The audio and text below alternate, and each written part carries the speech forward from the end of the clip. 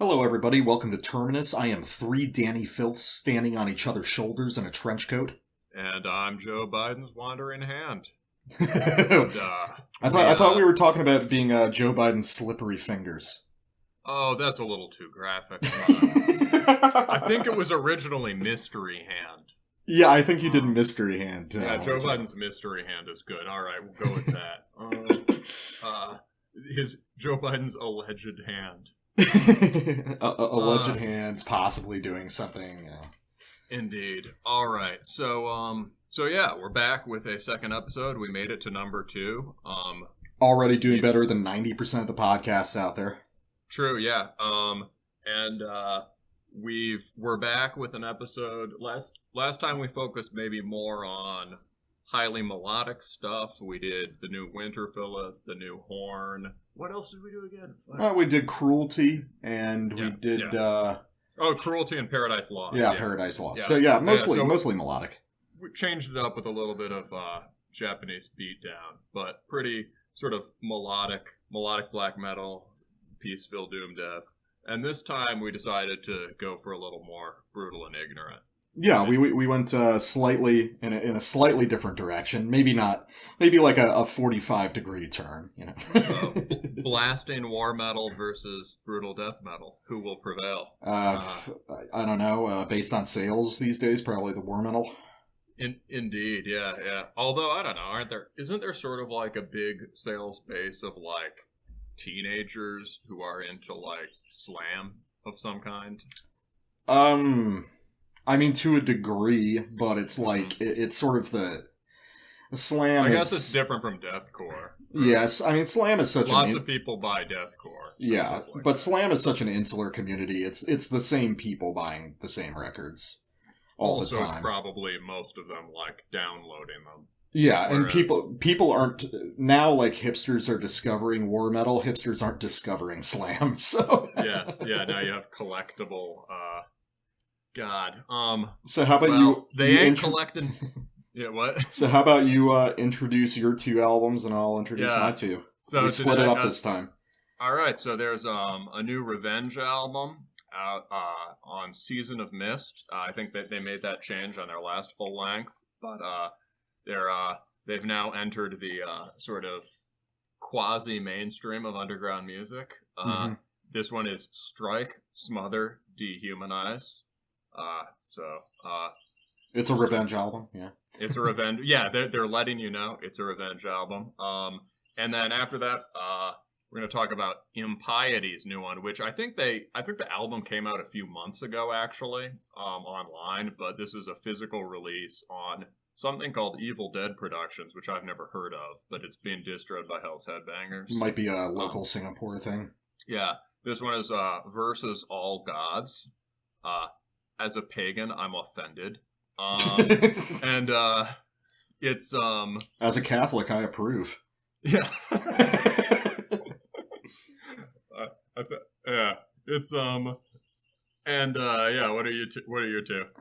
Okay, so for the first one, let's see if I can get it correct. This is going to be Onchocerciasis, Esophagogastroduodenoscopy. Adoration of Decaying Innocence. This is a Quebecois slam 2-piece, and this is their first EP released by some small imprint, but then distributed by Gorehouse Productions, who are fairly well known in kind of the gore grind and slam scenes. And then rounding things off, we've got Encenathrakh with their live album titled Live Album, which is a sort of compilation of live performances they've done over the past few years. And that was released independently and digitally only. Featuring hit tracks like Xeniograph, Thragor, Axiate, Ivich. I like how they do... I like how they do kind of like... Yeah, it's like they do kind of like a Les Legions Noir, like making up their own language thing. I like it. Yeah, for sure. Let's lead off with Revenge. You hadn't checked in with them for a while, right? I don't know. Have I? When I feel like listening to Revenge, I'll put on YouTube or Spotify, and I'll just click the first album I see, and I have basically the same experience every time.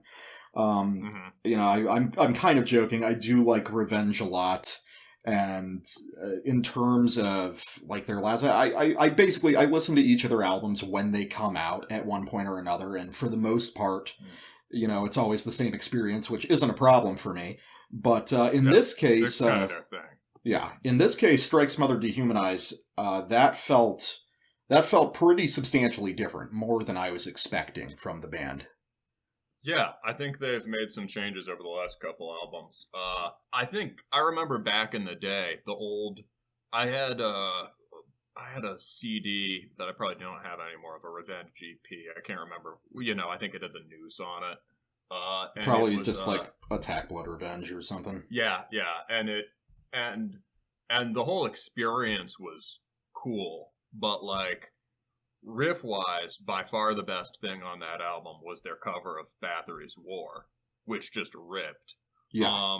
And the you know, hearing that played with blast beats just sort of makes it what they were standing up against it sound not that cool, because the riffs were pretty sort of just standard one half step 3 or whatever, right? da, da, da, da, da, da, da, da, da.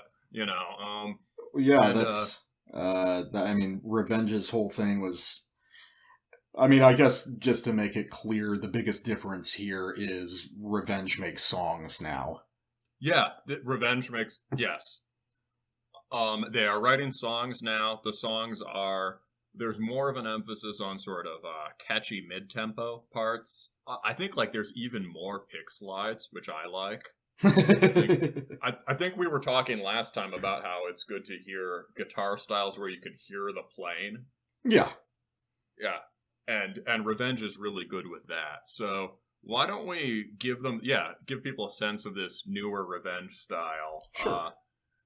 And let's do, so this one is Rain Power, parentheses, Above All Born, from one, and sort of from the back end of the song.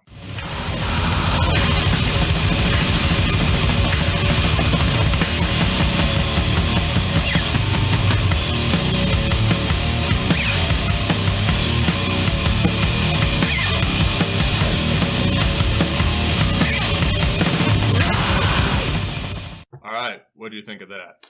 I like it. It's a cool section, and it is representative of a lot of, I guess, what you would call in another band sort of a breakdown technique. There's a lot of these kind of mid-pace passages. I think the generic term, you could just call it stompy. It's close to a hardcore two-step, but it's more funky even than that. It's like, it's got this idiotic bouncy feel to it. That's pretty cool. Yeah, which is emphasized by the pick slide as that sort of gap filler. Yeah. Well, I think, I guess this is kind of the jumping off point where I'll have to talk about kind of my overall feelings about the record. Because they're pretty mixed. It's like, I do generally like the record, but I guess this is my big thing. So one of the biggest things that you're going to immediately tell compared to previous Revenge records is that the production is much better. Much clearer. I mean, frankly, on most really Revenge stuff before this record, there weren't really riffs. At the very least, the tremolo riffs were essentially indecipherable noise, which was fine. That was cool. Now everything's a lot more audible, and you can really parse all the stuff more easily. And I'm kind of curious, is there like a real difference in the songwriting, or are we just hearing the songs they've been playing for the first time? You know what I mean? Mm-hmm. And my issue is, it's cool that they're developing. Clearly the songs are more structured, but I'm starting to wonder if a lot of those riffs in the back in the day sounded cool because we couldn't hear them. Because there's a lot of riffs and a lot of kind of musical ideas on this record that seem not nearly as exciting without that huge brackish wall of noise. You know what I mean? Yeah, I think with certain bands, the degree of mystery to the sound is good. I mean, I think Revenge has never been Conqueror in that respect, right? I mean, Yeah, but Conqueror they were is, still kind of emphasizing that blasting wall, that character of it being music that's just a statement or a mood more than songs. Nobody had a favorite Revenge song before this record, you know? well, I think the last one started going in this direction too. But yeah, I hear that. So why don't you play? Do you have an example of something that encapsulates this here? Well, I've got an example of a good way that's encapsulated, where having a little bit more clarity in the production and in the songwriting is actually beneficial. What I want to show is a passage off self-segregation. Let's see, what's the subtitle for this one? Because they all have to have cool subtitles. Self-segregation system torched. And I believe they say that they just yell random phrases during the songs. Yeah, I mean, it's entirely possible. Yeah, So this is a kind of a riffing style that I haven't had them, I haven't heard them use before, which I think is emblematic of some of the better points of this album, where the clarity of the riffing and the structures actually benefits them. So let's give that one a try real quick. All right.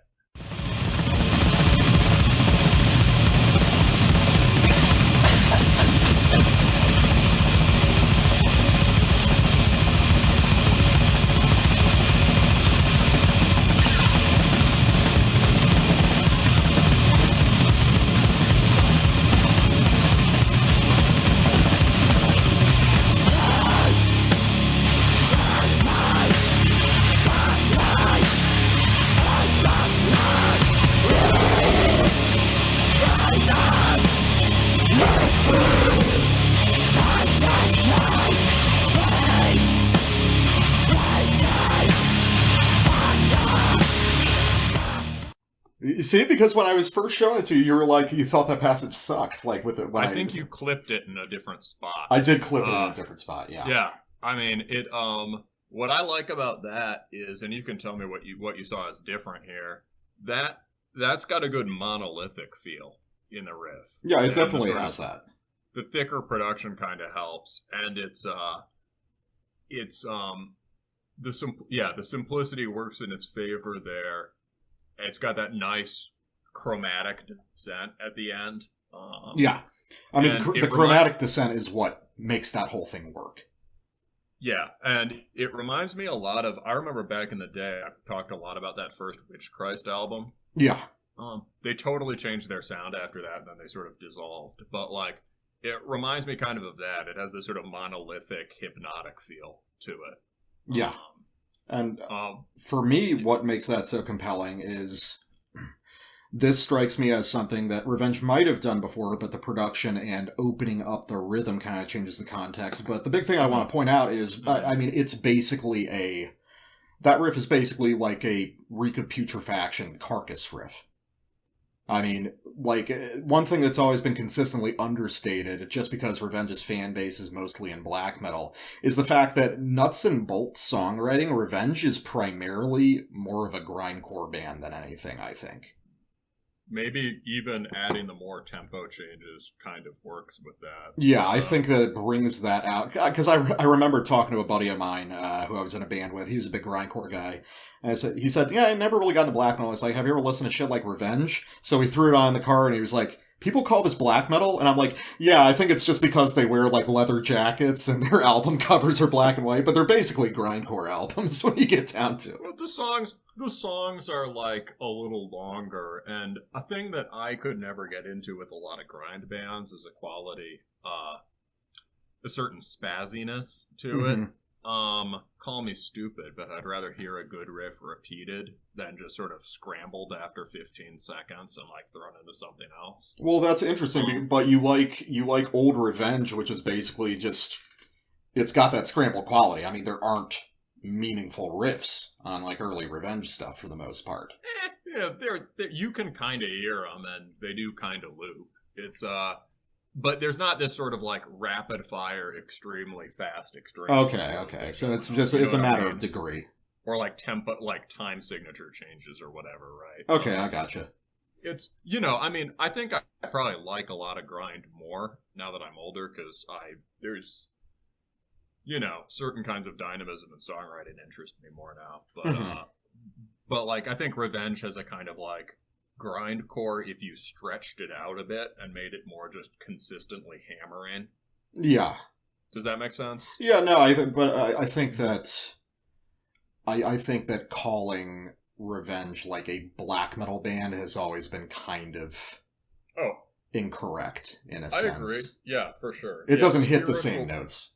Spiritually, it has something in common with the more sort of militant or bodybuilder side of black metal. Yeah, well, the whole Ross Bay thing. Yeah, more so than say death metal. Yeah, it's got a certain kind of seriousness or whatever. Definitely. Yeah. But to kind of draw a comparison, so that's an example of the kind of stuff that I do like on this record. But here's an example. This is off the song Salvation Smothered. And what's a cool Genocide of the Flock. And here's a section of this, and this is much more similar to old Revenge, but here's where I start seeing like, oh, so this is what happens when the old Revenge is produced cleanly. You can hear everything that's going on, and I find it like pretty unexciting as a result. So I'll just throw in a quick clip of that. Try it from here.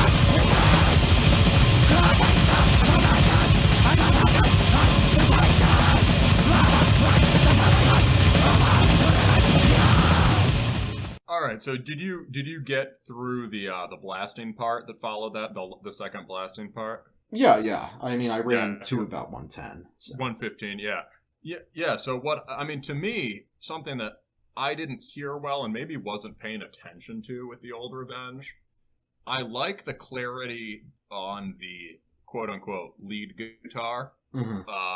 Like, I've not been able to... I understand the way he solos, but that sort of, like, strange, scribbling, atonal kind of... It's Kerry King, yeah. It's Kerry King and Discharge. Yeah. Kerry to extremes. Yeah. Even for them. And it's pretty cool, and the phrasing is interesting, and I like the sweeps over it, but the riff under it, that's the kind of generic Revenge blasting riff that I think is not very good. And when it goes back to that riff afterwards, the second blasting riff with that one vocal pattern that he always uses, that seems to me not as engaging. Is that what you were getting at about this passage? I mean, yeah, basically, like in essence, like you hear that riff, that sort of like it's sort of a meaningless chromatic riff under it. Yeah. And there's nothing wrong with meaningless chromatic riffs, but usually you want to use those as like a noise texture. Like I would draw a comparison to a band like, one of my favorites, Mortician. Mortician's tremolo riffs don't fucking matter. Those notes could be chosen completely randomly. It wouldn't mean anything. But it's so blasted out in the production, it's there to create this charging sort of noise that matches the blasting of the drum machine. Here, Revenge was doing that, basically using that same idea for their older stuff, but now I can hear the riff, and I can hear that it sucks. So it's like, it kind of like loses the energy. Like the Emperor doesn't have any clothes at that point. It was cooler when it was more mysterious noise, and now it's just like, ugh, okay. And there's honestly, there's a lot of riffs on this album where that's kind of the character to it. Well, but there's a tendency that moves in contrast to that. If the old Revenge techniques are maybe getting dried out here, the contrasting thing is that they're moving towards a more songwriting-oriented approach again, in I think good ways. Yeah. And so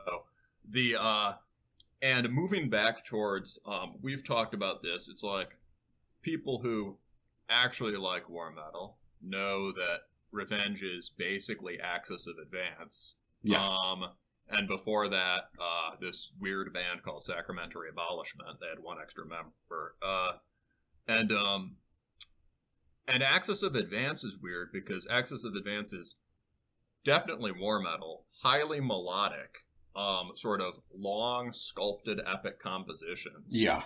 I I believe Axis of Advance is probably the best thing that war metal as a style produced. I would say the first Scythian album, but you might not even consider that war metal. But I'd have to give it a listen again, but Axis of Advance has been a favorite of mine for many years. I agree. And it's fucking tragic that it's such a forgotten band in the wake of Revenge's success. Yeah, someone I knew who might have turned me onto them always said the problem was that they're sort of neither here nor there. But like a lot of my friends really like them. But they sort of have this, they're too melodic to appeal to the people who listen to war metal for this kind of superficial aestheticized noise. Yeah. Right? The people who think Beherit is really good. And at the same time, they're too noisy for the people who like melodic stuff. Which is funny because that gets even out in later Axis of Advance, like their album Obey, which is very well produced, very listenable, but still very extreme, but nobody's fucking heard it, apart from a handful of people. Yeah, and related to how you do melodic stuff right, which is the thing we were talking about last time, how do you write very consonant, quote-unquote, epic or sort of heroic kind of riffs right? Mm-hmm. Axis of Advance does it well, in part because they just blast the shit out of them, right? Yeah. And there's just this extremely raw performance but also they just write in a certain way. For them, there's this, instead of having smooth harmonizations rounding out the edges, there's this clarity to it.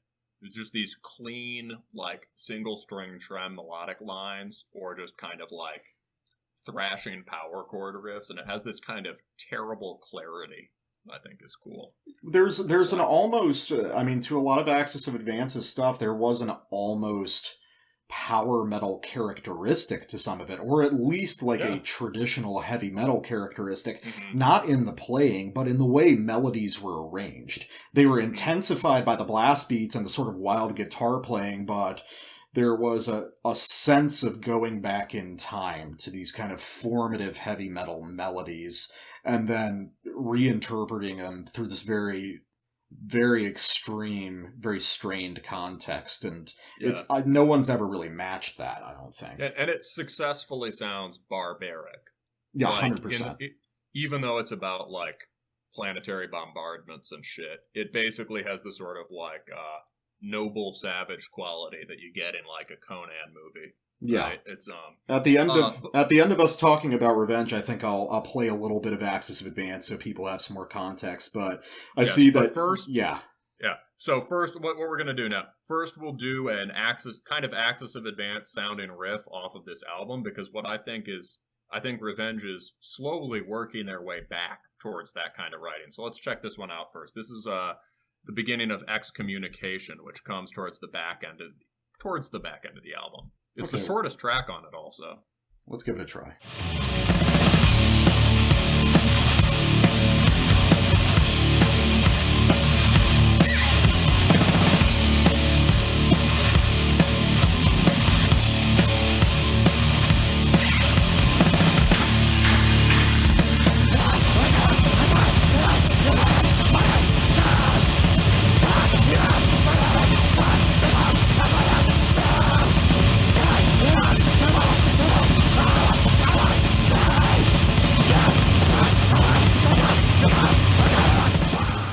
Yeah, I can see what you mean there. The only difference, Axis of Advance would have used that kind of bouncy Bathory type thing there as a shorter bridge between ideas rather than a major riff in the way they tended to write longer melodies. But the second thing they play when they blast from that they take that shorter, extremely stupid idea, which I love, and they add some kinks into it and blast it, and that sounds like an Axis of Advance fast riff.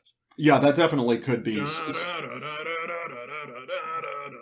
somewhere around those darker middle parts of the Strike album.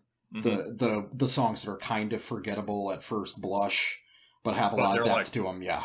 Yeah, and with the Axis of Advance, the fuzzy production makes you listen for that hidden. The game with Axis of Advance isn't like, oh, random riffage that sort of creates noise effect. It's more like, listen through the noise and you'll hear really cool riffs. Oh no, I mean that's we've had this conversation about how I kind of like a lot of mid 90s very flat death metal production because it forces you to seriously engage with the music. You can't scroll Facebook.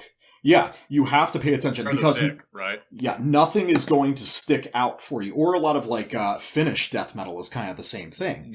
Mm-hmm. It's we're not gonna turn up the bass and throw in a synth to let you know this is the important part. You have to figure that out yourself, and that's something that I think is kind of forgotten.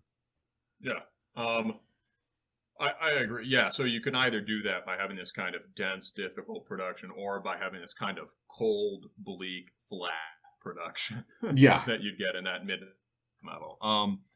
Okay, so I would say at this point let's listen to some Axis of Advance. Yeah. And so go ahead. This is off of Strike, which is probably their best, right? I am torn between. I could have a 45-minute discussion about this. I'm torn between Strike and Obey. Obey is the better heavy metal album. Strike is the better extreme metal album, if we want to call it like that. Word. Let's go to, and this is just one of the most monstrous riff moments on this album. Yeah, this is off the opening track, Evanescent Judgment of the Last Era, which is one of my favorite songs of all time. Yeah. All right, so I'll just throw this on real quick.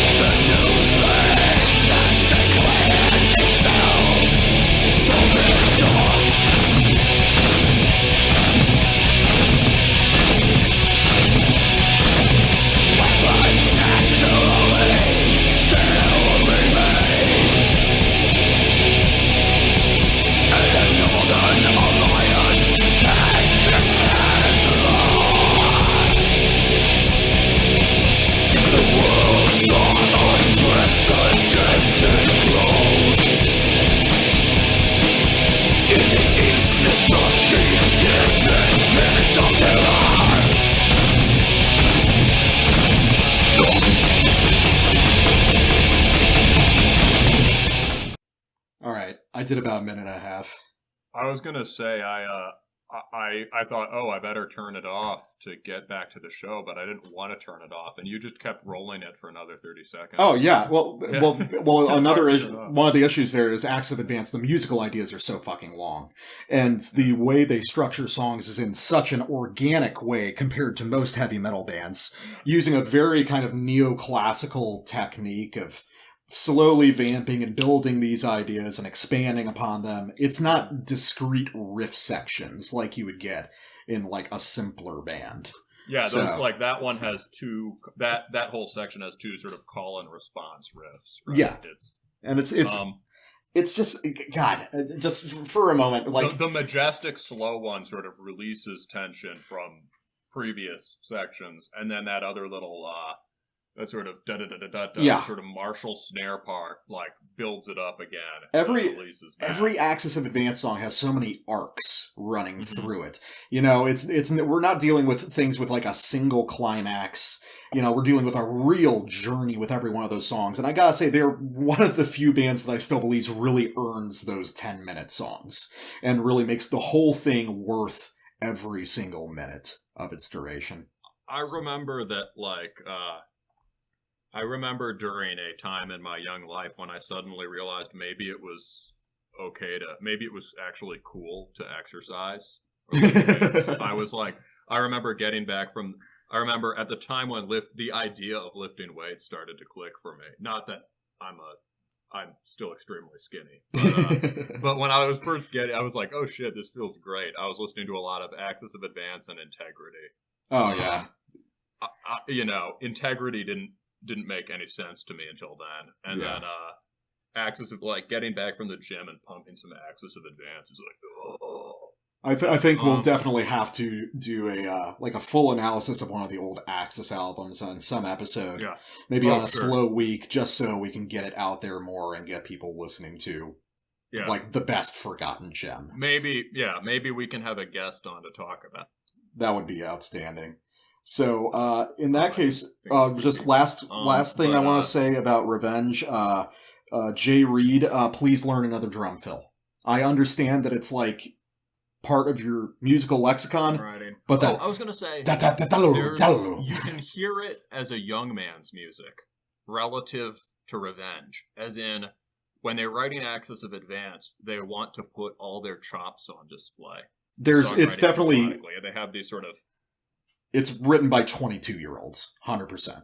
Yeah, they're having this sort of like passionate epic feelings or whatever, and they're putting a ton of work into the compositions. And eventually, clearly, with Revenge, the idea is like, okay, well, we've done that. we've written as many sort of like majestic war metal epics as you can, and we do just ultimately love really stupid, blasted, noisy music. Now let's just write some fucking cool, like, songs based on, like, rhythm and noise. Yeah. And you can hear them maybe starting to work their way back around to this other style. Well, hopefully, I would really like to see that. So in that case, let's take a quick break, and we will be back with some Impiety. All right, so next up, we are going to take a look at Impiety versus All Gods. So, you want to talk a little bit about the band? I think you know them a bit better than I do. Yeah. So, I mean, not super well. Impiety is one of the, I remember, like, when I was beginning to explore death metal from black metal when I was, like, 19 or whatever, Impiety was an early thing I listened to that was where I was like, damn, this is super brutal. I think I had that EP with, like, undead Mongol warriors on it or something. And something I liked about it at the time, and I think I would still endorse, is that it has this sort of extreme brutality in a lot of the riffs, sort of darker, more aggressive riffs, but a nice incorporation of some of those, what we were just talking about, sort of noble, savage, barbarian melodies.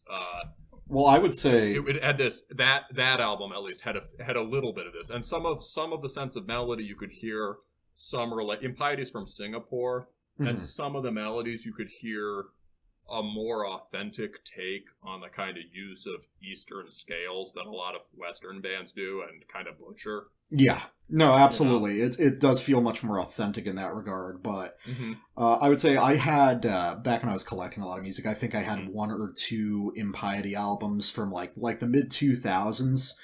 And yeah, that's about what I'm talking probably about. The kind of stuff you were listening to. And definitely, yeah, they had that real intense kind of, I would describe it as not exactly musically the same, but the same kind of energy as a lot of like high-speed Marduk stuff, you know, that relentless forward attack.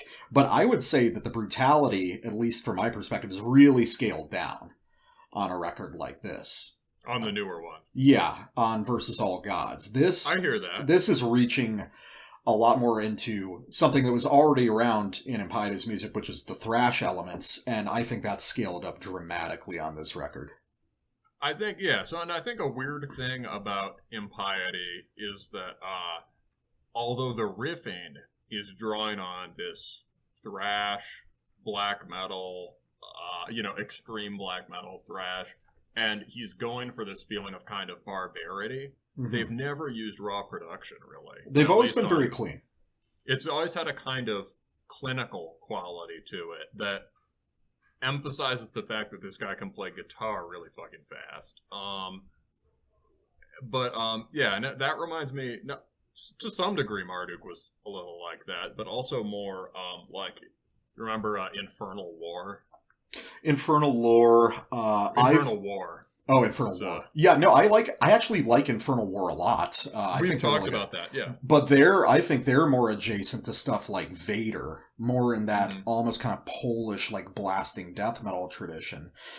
Impiety has always seemed to me similar to, like, you ever listen to, like, Profanation? Also, I just want to say for listeners, Infernal War, their vocalist has whose alias is, I believe, he writes reviews on Metal Archives, or has written like 10 of them, under the alias War Crimer. Oh, that's sick. And, just living it. His reviews are always really good, and he has excellent taste. Yeah, but as I was saying, Impiety, they've always seemed like a sleeker, more professional version of stuff like Profanation, which is sort of a style that, like, Nuclear War Now dipped its toe in, a kind of death black thrash metal mixture back in the 2000s, and I've always thought of these guys as kind of a more professional version of that. Yeah, so this one, yeah, it's very thrashy. I think we both feel that there are sort of strengths and weaknesses to this record. Let's go to give you a characteristic idea of when this album is, I think, firing on all cylinders. Let's do Barbarian Black Horde. Yeah, this is a standout track. The legacy, the regal, horrendous vengeance, radical genocide, casting world in darkness, all of its wheel, ready to serve.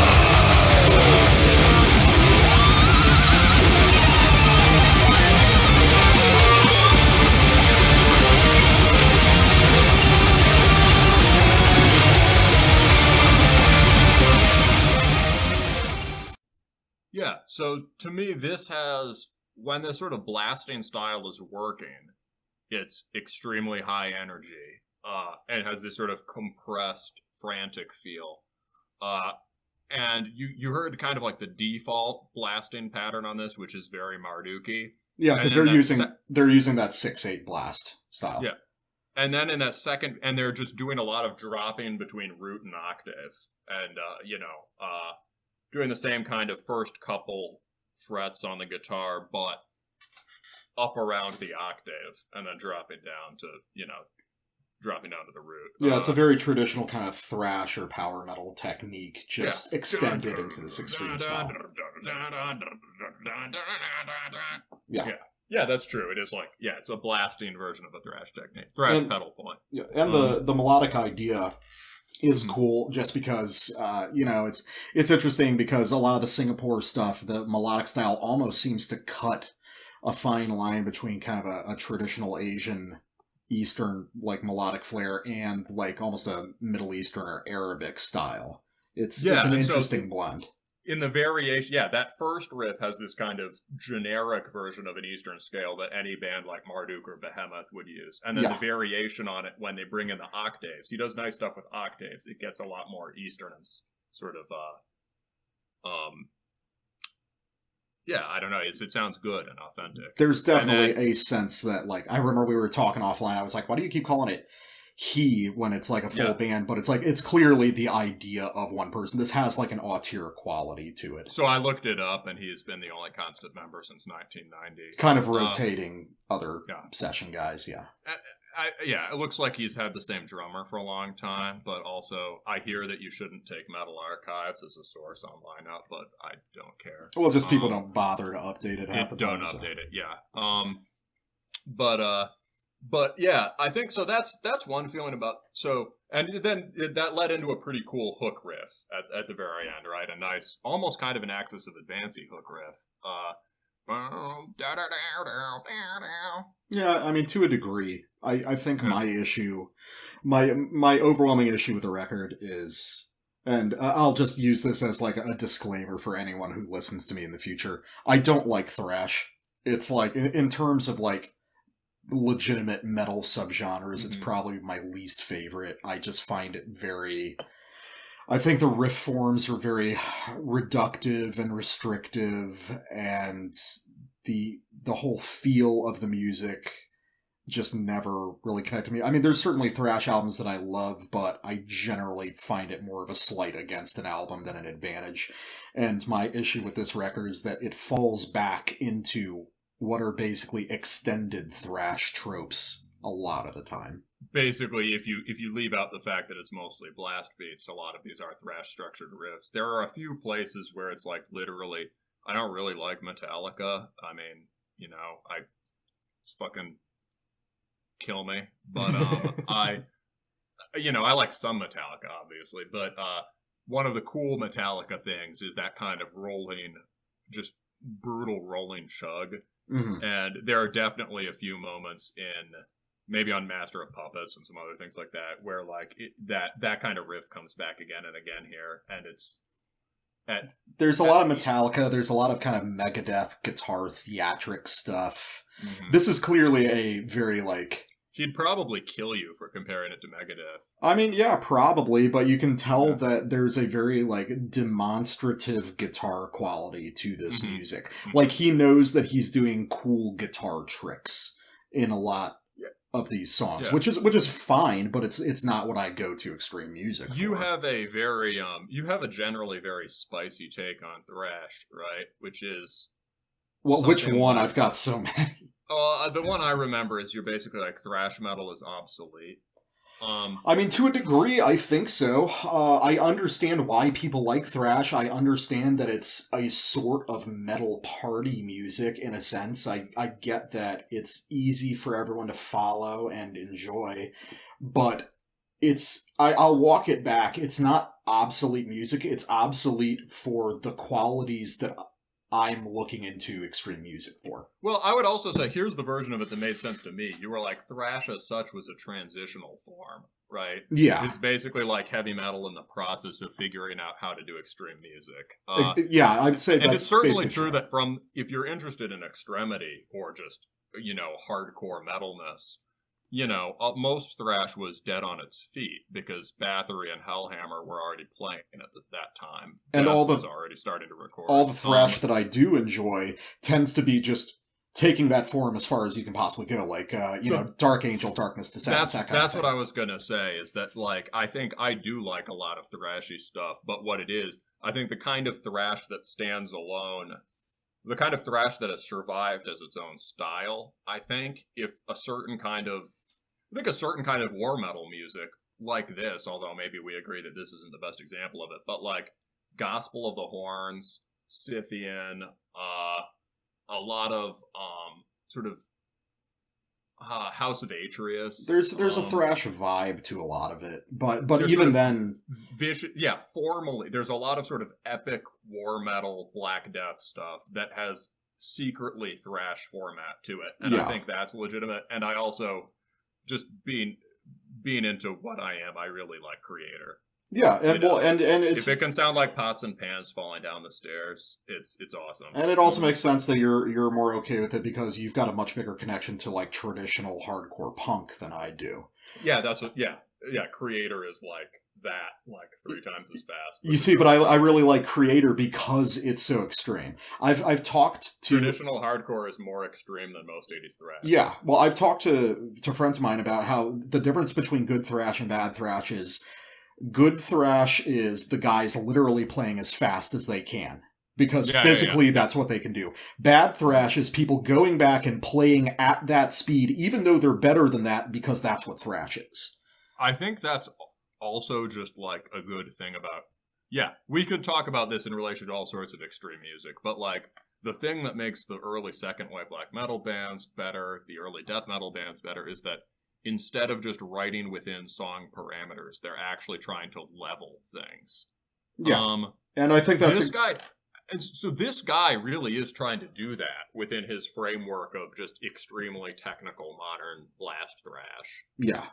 But it can give this album a kind of, because of the quality of the production and because of the sort of the shift between really good riffs and kind of stock thrashy Marduk-y behemoth-y riffs. Yeah. It can give this album a kind of fascinatingly monotonous quality. Yeah. But what's interesting to me, and that's a good way to get to our next sample, what's interesting is Impiety is really cool when they break out of that framework and they do something very different, very unexpected. And a good example of this is the beginning of what I think is the best song on the album, which is Terror Occult Dominion.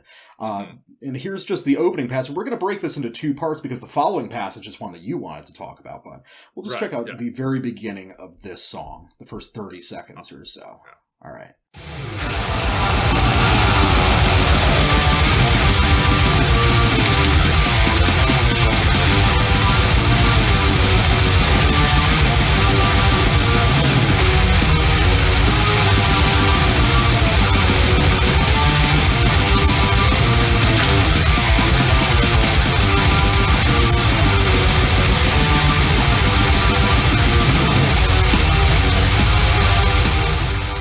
Okay, so I love that fucking riff because it's so different from everything else, and it reminds me, weirdly enough, of like almost old Cradle of Filth or Hecate Enthroned, you know, some of that like British gothy stuff, because you've got that very... Hecate Enthroned is underrated. Yeah, I definitely need to revisit some of their records. Yeah. So it's like, and I like how it's split into kind of like 3/4 and 1/4 with that little like Gothenburg run at the end after this very like dramatic Victorian opening. It's just a cool, very unique idea. And it's great. There's moments across this album that are dotted with just that weirdness. I think the opening riff to me sounds like a riff Impiety could or would normally write, but I also hear the connection to Cradle or something makes sense. But then let's look at... But the Melodeath turnaround is, it sets the riff apart, and it gives it has this, it's internally hybrid, right? The riff. Yeah, which I think it's a very cool whenever a band pulls it off. It's hard to do. I've tried to do riffs like that. And it shifts tonality in the middle in a good way so that you don't end up locked into the sort of troped dark thrash note choice, and you also don't end up locked into fruity Gothenburg melodies. Exactly. But it opens up... It's an example of what's like literally a cliche Gothenburg riff at the end, delivered at twice the speed and with exactly the right sort of pacing, and it pivots back into the darker riff. So it sounds great. Well, what makes it so cool is because when you hear something like that on an album like this, it's like all of a sudden you've opened up the possibility space of the music. You've opened up the options that are available in these songs. I'm not going to say he takes advantage of it as much as he should, but clearly there's these other ideas. And I think he's almost like refraining from using them because he's so wedded to this consistent aesthetic vision of how it's supposed to be. He's not letting the song build itself. You know, it's very plotted out. So then, apropos of that, let's go to the part that immediately follows on this, brings it back to the thing that I think three Danny Filth standing on each other's head as the limitation of this album, and I think I'd agree. So let's go.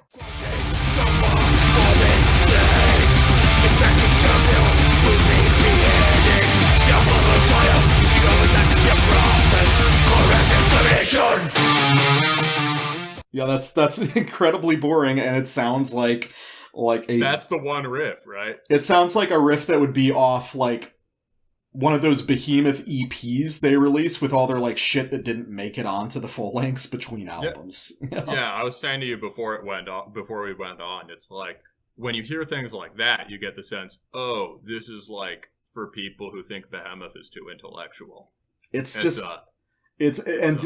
you were saying, a lot of the riffs on this record are cut to that sort of pattern. That's the default riff on this album. When he's he's capable of writing really, really good detailed riffs. He's capable of doing interesting spins on that kind of riff, but he'll always settle back into that riff, which is also, again, you could hear on Panzer Division Marduk. Right? Yeah, no, that like Panzer Division definitely struck me, but then it lacks like the ferocity of Panzer Division, which was what it made lacks it cool. the creator, the creatorish quality to Panzer Division. And I'll even try to be charitable here. I think that if that riff was on an album in 2004, we would think it was the sickest fucking thing in the world.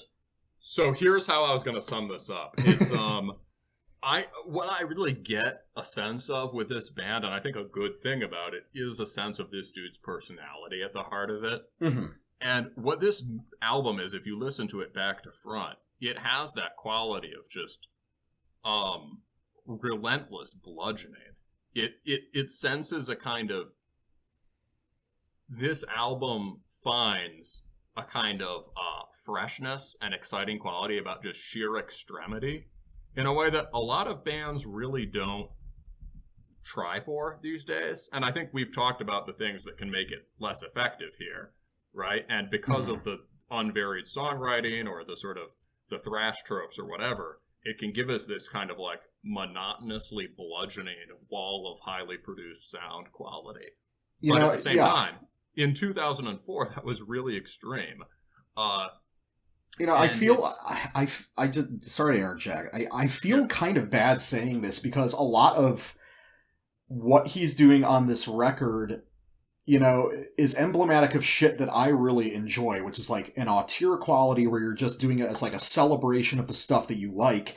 I just think that the stuff that he really likes isn't that interesting for the most part. Like, well, this is going to be a weird thing about this show, right? Is we're going to seem to be talking a lot of shit about stuff that in some ways we basically respect. No, because the reality is if I was like in the car with some of my friends, or if like somebody threw this on and we were just sitting around drinking beer, I'd be fine with it. But if that's what I was going to, So like in terms of setting, right? It's like, when could you listen to this? If you're drinking heavily or if you're playing an online shooter, right? Yeah. It's, if I was playing fucking Modern Warfare, I could totally throw this on in the background. It would make a cool soundtrack to what I was doing. Yeah. I think, and I tried to think of this because there's so much of this dude's character on it. I tried to think of like, what is this guy's character? And it's like, well, he's got to be 45 now, right? Yeah. He's probably the age he was doing this since the beginning of it, since the 1990. Mm-hmm. And what you get is the sense of a guy who had a vision when he was 15 and has never once swerved from it, which is commendable. And he's like, I try to think of what this dude must be like. He's like the true believer's true believer, right? And so it's, try to imagine like, you're hanging out in Singapore and you're like, hey, you call him up. You're like, hey, Shyaithan, my wife's taking care of the kids tonight. You want to go down to the local and, drink some beers, listen to Creator? And he's like, no, here's what we do. You meet me at the cage fight. I can score an 8-ball there.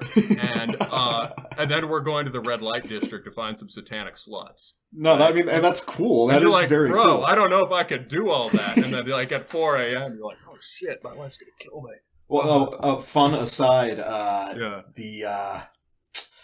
what was it? Who's that one Canadian dude who did a couple documentaries about extreme metal in like the 2000s? Sam something. He did one. Remember. Yeah, he did one called Global Metal, and they actually interviewed. Oh, was it the goofy MTV thing? No, that was after he did the documentaries. Okay. The documentaries are like surface level, but they're fairly legitimate. They're not bad for what they are. But he actually does interview Impiety, and it's terrible because it's extremely reductive and just like about political shit about the band and stuff, and not talking about just how interesting like the Singapore scene is, because that's a surprisingly vibrant metal scene out there. I think the whole Southeast Asian scene, really. Yeah, and it's interesting, like, individual stuff, like, got, like, the Japanese Doom Death. You've got a Filipino slam scene, surprisingly enough. That actually makes sense. Thailand actually has some burgeoning, like, gore grind and gore noise stuff that's been going on for a lot of years. It's very interesting with the shit that's going on out there. Oh yeah, so here is the reference I wanted to bring up again with this. Another sort of cool thing to expand out from real quick. A band that if you go on Metal Archives and look at related bands for this, or like similar bands, you get Surrender of Divinity from Thailand. And we're talking about stuff that has a specifically, not just Asian, but Southeast Asian and kind of, half quote Oriental, half almost Indian feel in some of the stuff, and that's a really sick album art. Yeah. Oh, excuse me. Well, not that one, but I was looking for the one with I saw the one with like the war elephants with pentagrams on them. It's the re-release. Oh, that's so fucking nasty. I love that. Yeah, it's that one guy who always does the fucking Goat Warriors, and oh, that's cool. I can't say I'm usually a fan of most of that style, but this one is just the best example of it ever. Well, I mean, you got fucking war elephants with pentagrams on them. Yeah, it's goats with battle axes on satanic war elephants with pentagrams. That's so great. It's sick, yeah. And so this album comes out, this album came out in the 90s or early 2000s? 2001.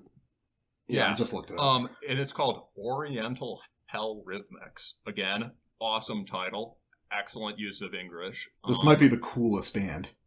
Yeah, dude, listen to this sample. I've never actually heard these guys. I've heard of this album before, but honestly, I'll admit I've never listened all the way through it. It's just a thing that I've put in my gotta come back to this, and this part you'll hear why I love this so much. And this is the end of the song "Conquerors of the Apocalypse." So let's check Conquerors. it out.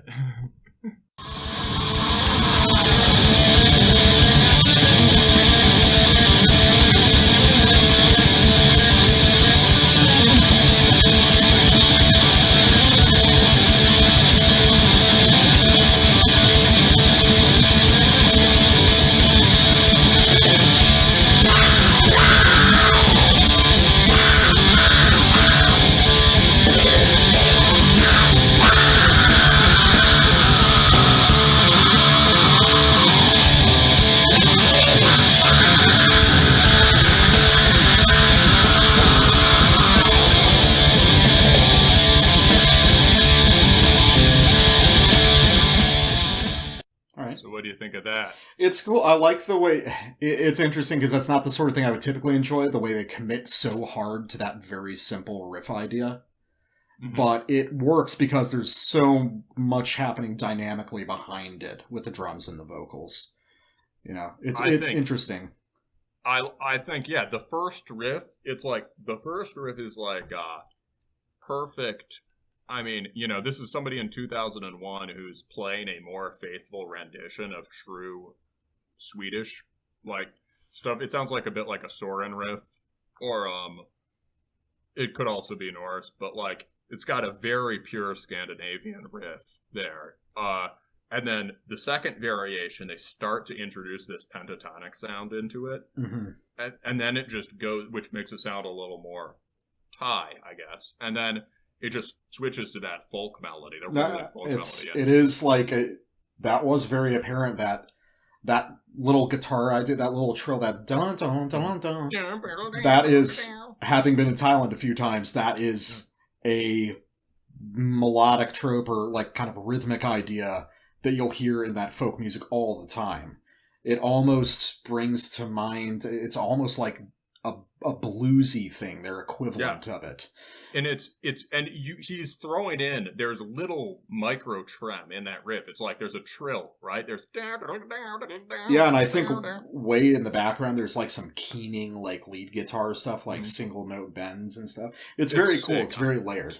To me, that's the peak of what I like about black metal. That's just droning, archaic folk mind. It reminds me of, to me, that's it reminds me of Thousand Swords or Following the Voice of Blood. It has it definitely does have that kind of Slavic quality to it. Yeah, primitive primitivist, reptilian, sword oriented. I think that's probably the easiest way to describe all your interests in metal. They all have to be very sword oriented. Yeah, I've whittled it down.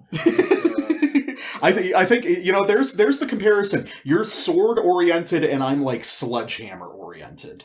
Yeah, for sure. No, that's right actually, and that's reflected on the kind of riffs we like, And which leads to us taking a quick break so I can have a smoke, and then coming back with some Quebecois slam.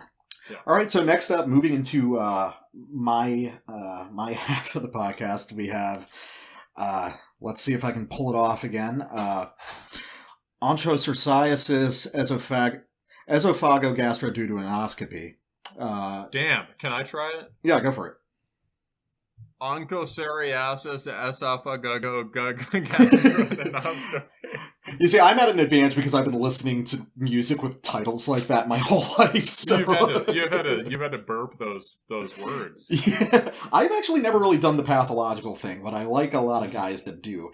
So as I was saying up front, this is a two-piece slam group from Quebec City, Quebec, released by Stillbirth Records and distributed through Gore House.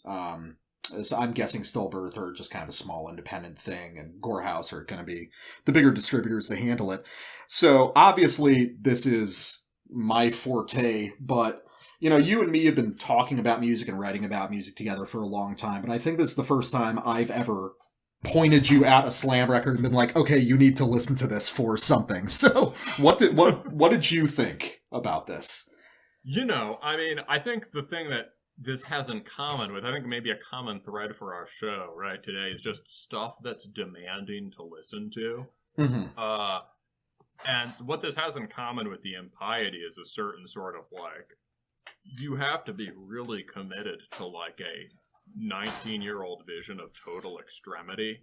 I think for it to really click would be my thing. Yeah, definitely. Which ain't nothing wrong with that.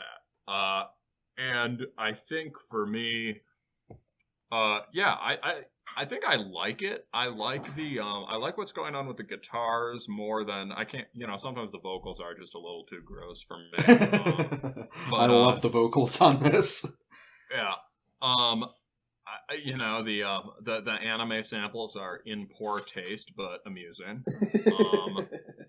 Let's see. What we've talked about this. I think something that you would say and that I'd agree with is that if you want avant-garde music today, this is clearly it. Yeah, I think I've got more to say about my feelings about this style of music than I do the record itself. I think it's a good record. It's a lot of fun. So just real quick, just so people have a perspective of what this sounds like, we'll just play a quick clip off of Despoiled Crypt of Posthumous Pubescent Decay. And this is, for the listeners, this is who may not know what slam is, right? Or just associate with a certain style of t-shirt, right? This is slam. This is a slam, right? Exactly. This is a slam. So let's check this out.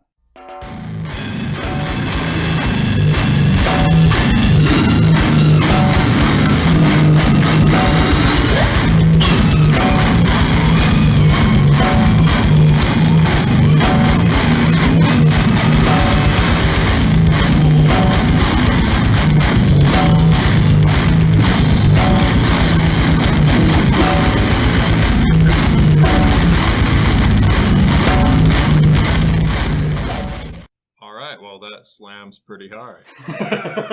That is a sort of platonic ideal of a slam. And for the record, this is sort of a disclaimer to a lot of people. I like all sorts of metal. I have a pretty wide variety of taste outside of metal. But I think more than anything, slam death is sort of my ideal.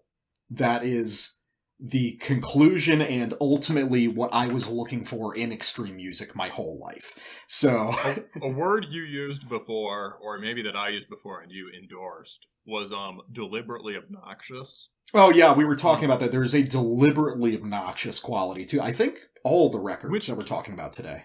To some degree, yeah, definitely all the records we're talking about. Revenge, Impiety, this, and Encenathrakh.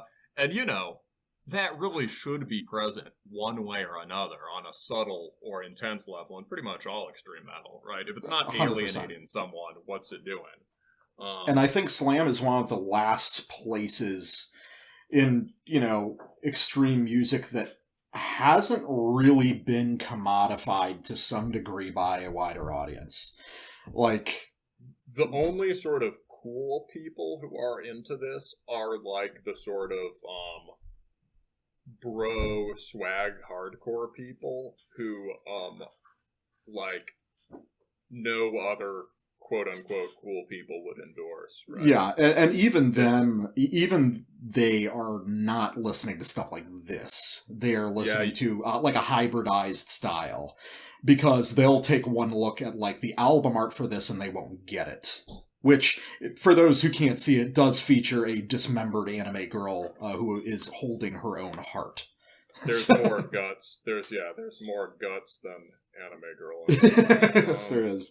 So real quick, just so for people who do know slam and this kind of music, one of the things that really grabbed me is on the Bandcamp page, the band actually talks about their influences, which hit a lot of notes for me. A lot of my favorite bands. We're talking about Enmity, Artery Eruption, Excoriation, Last Days of Humanity.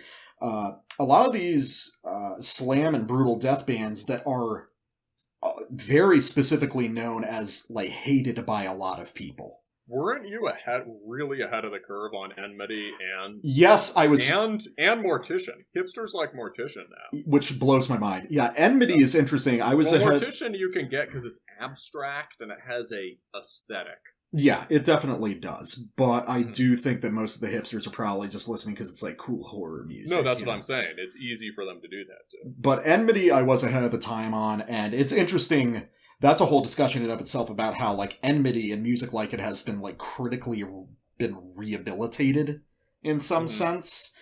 But I mean, there were tons of people who got it from the beginning. They just weren't cool people that, you know, wrote for cool webzines and shit. So one of the things that I'd like to point out is on this record, there's a for listeners who don't know Enmity, three Danny Filths standing on each other's head showed me Enmity back in the day, and I found it pretty cool. I would describe it as falling in a small category of things that you could call music adjacent. It's art music in a sense. Great. I mean, it's sort of post-tonal. It's music without tonality in a sense. Not just in the sense that it's atonal, right, in like that it uses chromatics, but that it doesn't have tonal quality. The guitar is pure timbre.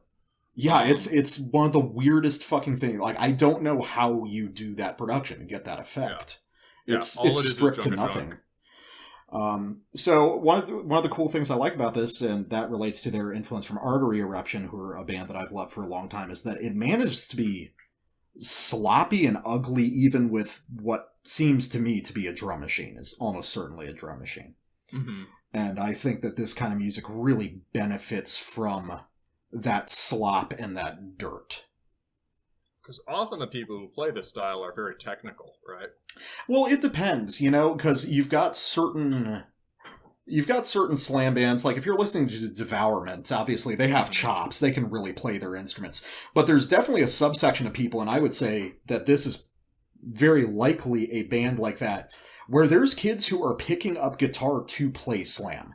They pick up a guitar, they play it, they learn it for 2 months, and then they start recording demos of incredibly primitive off-time slam shit. So and this is kind of an extension.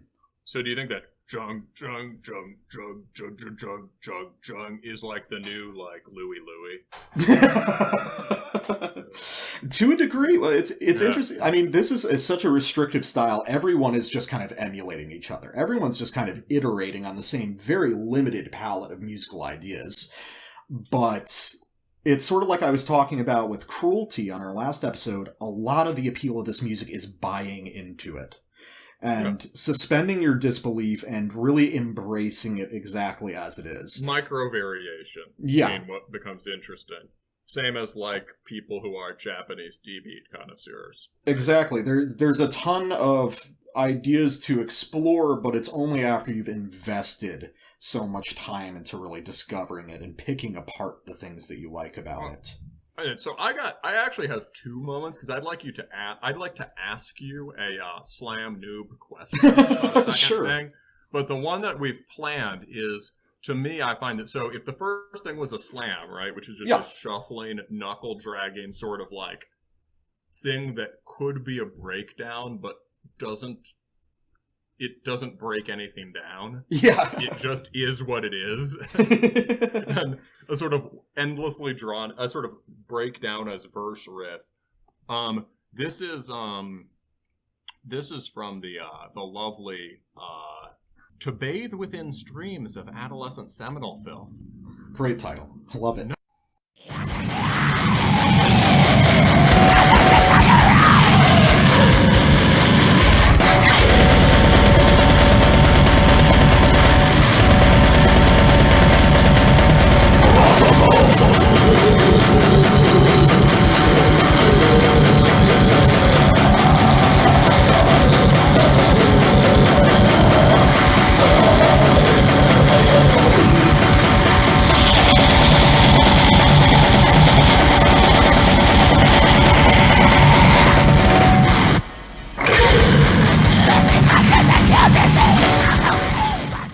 Okay, so what was your question about that?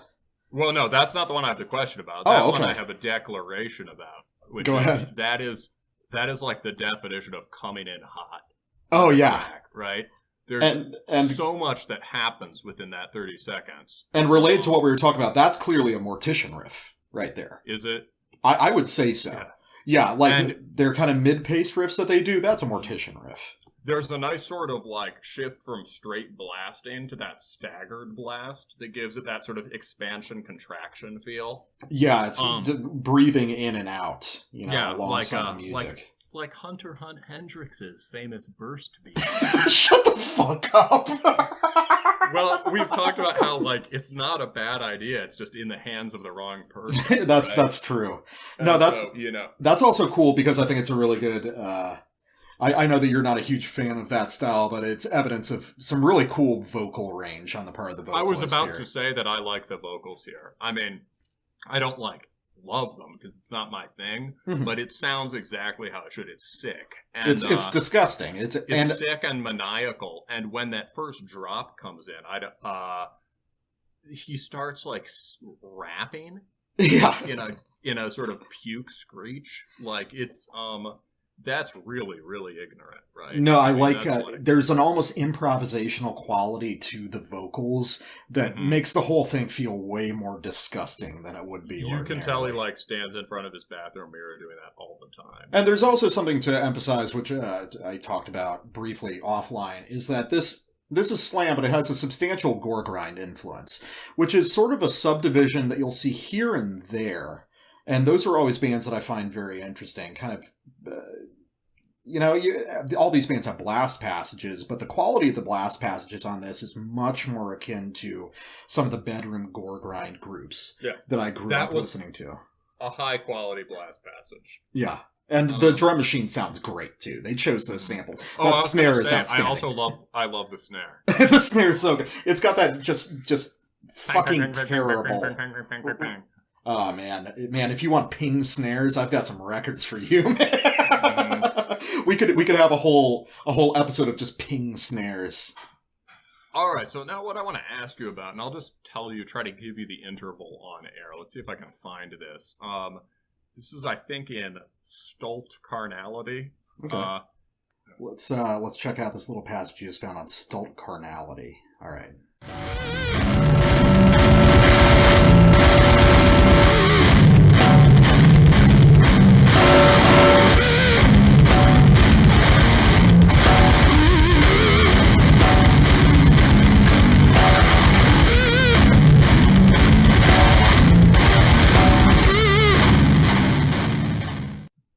So my question, Slam Sensei, is: do slams come from Morbid Angel?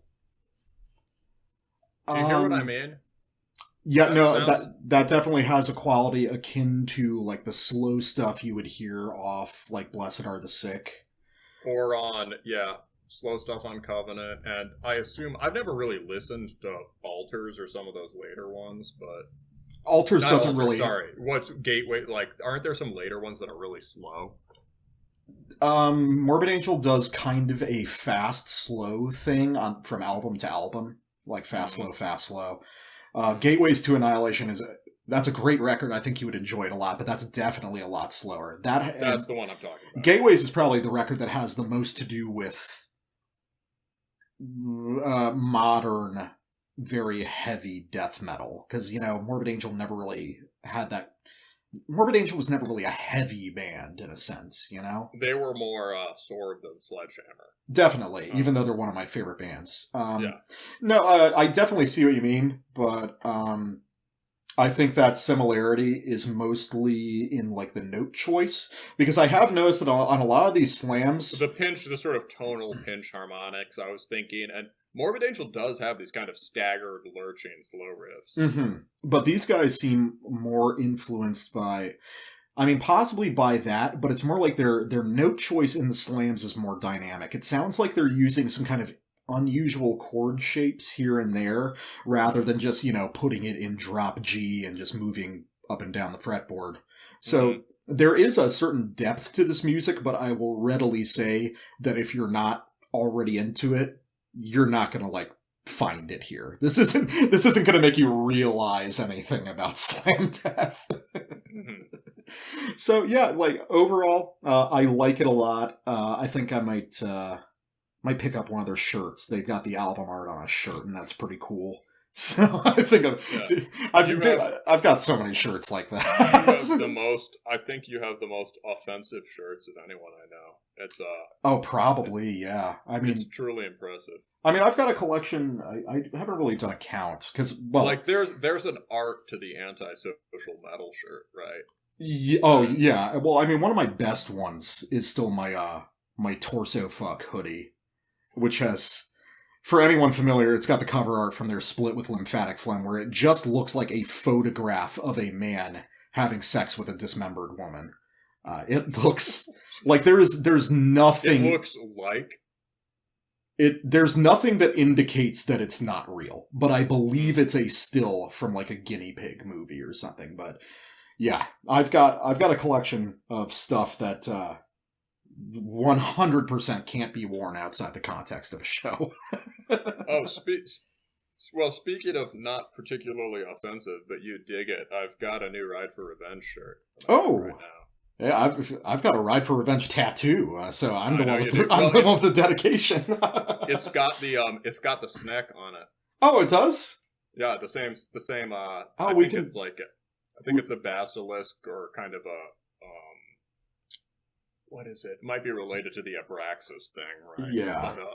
But, no, definitely. I'll have to get one of those, because I've got the Wisdom of the Few shirt. So. Mm-hmm.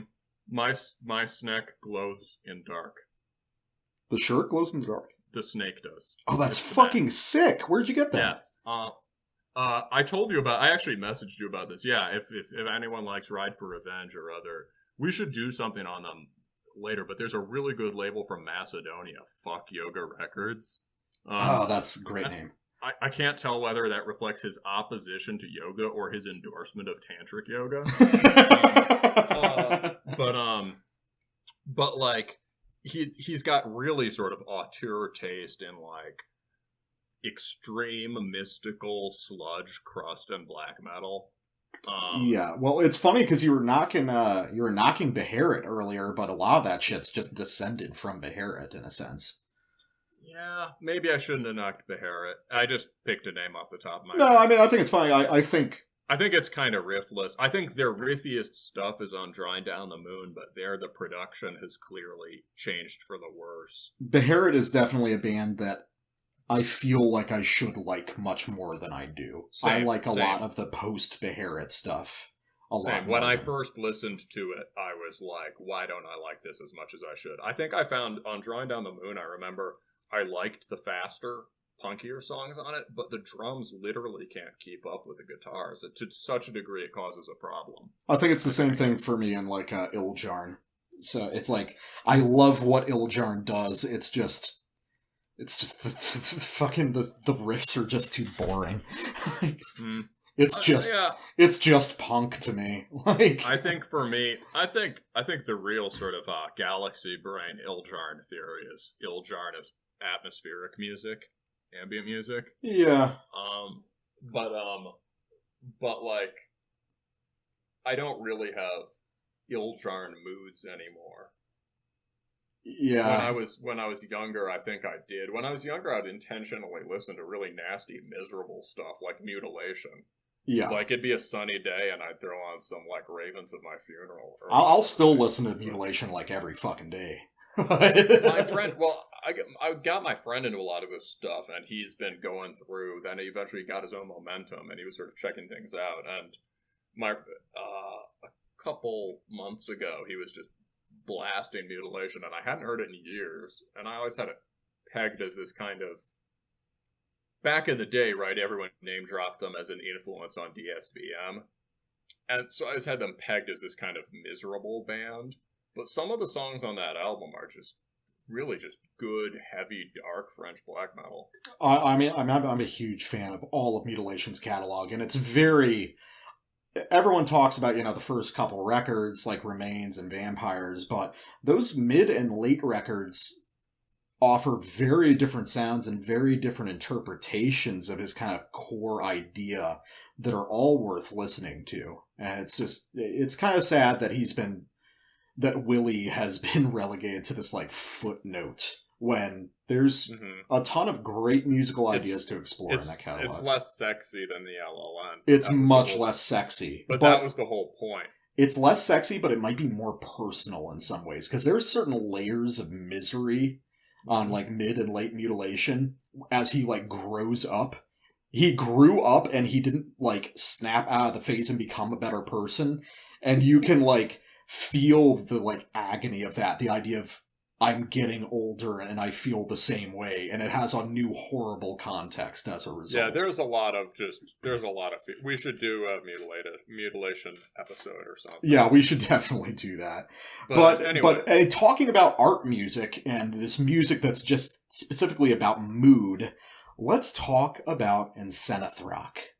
Right. If we have slam that's accidentally art music, now we have art music that's accidentally slam. Accidentally brutal death metal. Yeah, definitely no slams to be found on this. Yeah, not slammy. So a little bit of background. Encenathrakh is a sort of supergroup. It features members of Krallis and Behold the Arctopus. It features... Aren't they also in Gorguts? One of the guys is from Gorguts. Yeah. And then rounding them out is Paulo, who is the lead guitarist and vocalist for Copper Mesis, who were a really cool California brutal death band, very unique style that unfortunately only did one album. I've met him a couple times, and he's a great guy and an even better guitarist. And Encenathrakh is way... Oh, yeah, and the drummer on this also is funny. The drummer's this guy, Weasel Walter, who was in a band that everyone listens to that I'll probably never listen to because I don't like the name. But he was this sort of like jazz metal hardcore band. Oh, 7,000. No, the Flying Luttenbachers. Oh, because I saw when you were talking about him yesterday. I looked him up and I saw that he was with 7,000 Dying Rats, who I really liked. Oh, word! I don't know what that is. Very like Naked City kind of jazz grind. Yeah, he's like one of these John Zorn grinders. Yeah, and I like that shit a lot. Yeah, back in the day I saw, I can't remember its name off the top of my head, but he had a no-wave band that I think might have disbanded. And so just sort of like fast, skronky, aggressive, stuff that's too weird, too aggressive and American to be post-punk. He had a really good no-wave band that I saw live, and I was like, this is great. And he was wearing a Deafago shirt, and like, I think he had arm braces and boots. He's one of those guys who's a hipster, but he's actually into it. Yeah, he seems to just, respect black metal, as opposed to trying to appropriate it all the time. So the best way to articulate this music is just going to be through a sample of what it sounds like. So let's just put on the very first track of this live record. It's called Zinniagrath. And let's just play it. I'm just going to pick a part. Just play it for 30 seconds, starting at 1 minute.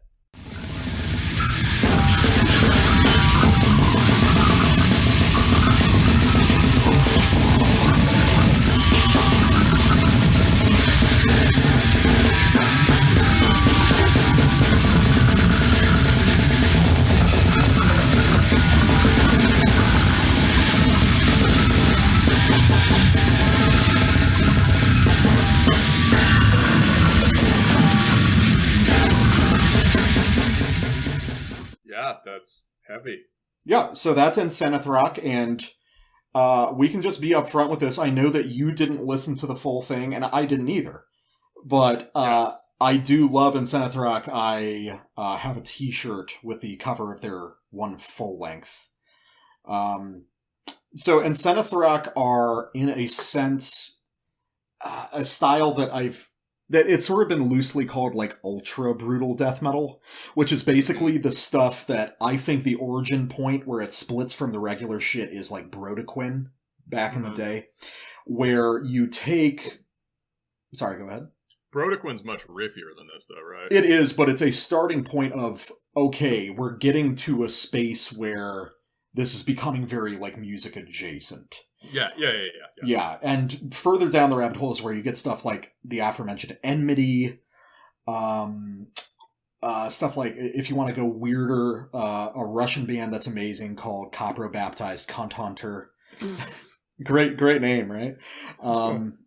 Noism, and basically everything that's now released on a label called New Standard Elite, who basically cut their teeth on this style. And it's one that's very near and dear to my heart. And Encenathrakh is interesting because they're taking kind of that musical motif, that pure chaos, endless blasting and guttural vocals, but apparently one of the big things is supposedly all of this stuff is improvised, which is both... I was going to ask. Yeah, well, it's interesting because it's like, it's both believable and unbelievable at the same time, because it's believable that they make the song titles up after playing them. Oh, 100%. Like these, I mean, there's too many songs on this for their actual record. So there's, and a lot of them are sharing song titles with the ones on their first record, but I haven't done a side-by-side. So I think there's probably a certain familiarity with parts that they consistently play, or a certain musical idea, but I think it's basically drafted on the fly while they're playing it. Yeah, it's like, let's play that one with that one riff. Yeah, maybe not fully improvised, but sort of like just quickly together on the fly, and then they'll fill a little bit, go to the next passage, that kind of thing. I mean, the coordination between the fact that there is meaningful interaction happening between the guitar and bass at that speed. Well, the performances are probably in the top 1% of just music. Yeah. It's athletic music. You can hear the whole musician thing here, for sure. I mean, to a sense, this probably does have more in common with a very, very, like, highly skilled free jazz session than it does heavy metal. Well, and related to that is the idea, I mean, I think a thing we've been talking about, and a thing that I think is sort of terra incognita for a lot of metal, and that is, I think, a direction it needs to go, is stuff that embraces more specifically live qualities of music.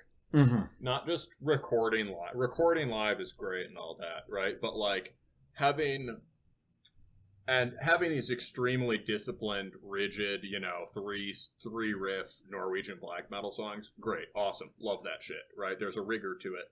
But how do you develop the style after, 30 years? I think putting some breathing room or improvising room in this kind of music that's often sort of rigidly disciplined and anti-musician-y is a really good idea. Well, I think that's one of the things that makes... So these guys are doing improv without, like, anything. There's no, like... You couldn't hear any jamming or spontaneity here, right? But it's improv. And it's, I think that's one of the things that makes this music so interesting is that natural tension of what is traditionally, even if it sounds chaotic, it's actually very, very rigidly written and precise with the spontaneity of what's actually going on, even if it's not immediately detectable. I'm sure for a lot of people, they can't tell the difference between this and like a band like Embodied Torment, who I love. But there is, because Embodied Torment is actually fucking writing it. This is... But another thing that I want to address, what's interesting is I like these guys a lot, but they're not really listened to by brutal death metal people. Yeah. This is primarily listened to, I guess, as, from what I'm able to determine, an art piece for, like, Brooklyn types. Which probably owes a lot to... Isn't there a certain kind of death metal guy who likes... There's, like, a death metal kind of dude who likes, like, gore guts, right? Yeah, but I don't even know if... I mean, it might be the same guys. I know that the guys who are listening to Encenathrakh are not listening to Embodied Torment. You know what I mean? Yeah.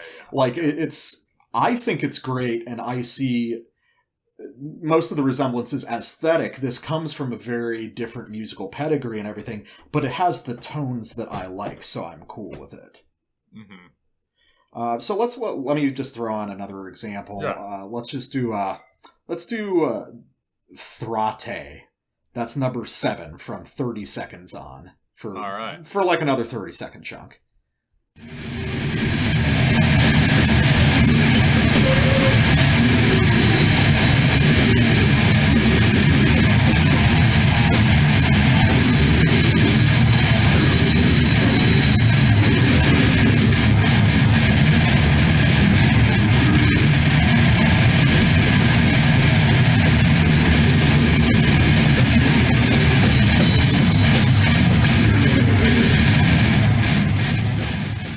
Okay, you see, and that's interesting, just taking another random section of this and getting something very akin to Enmity, who we were talking about. Sounds kind of like Revenge, too.